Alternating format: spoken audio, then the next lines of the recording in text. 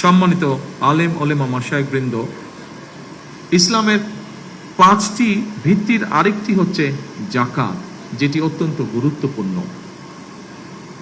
দেশে যাকাত ব্যবস্থাপনা নিয়ে আমি আমার একটি চিন্তার কথা আপনাদের সঙ্গে শেয়ার করতে চাই। ইসলামের বিধান অনুযায়ী আমাদের সমাজে অনেকে বিত্তবান নিজ উদ্যোগেই যাকাত দিয়ে থাকেন। কেউ কেউ সরকারের যাকাত বোর্ডের মাধ্যমেও যাকাত পরিশোধ করে থাকেন।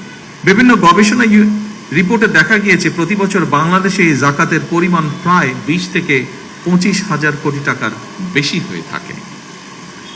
কেউ কেউ এর পরিমাণ আরো অনেক বেশিও বলছেন।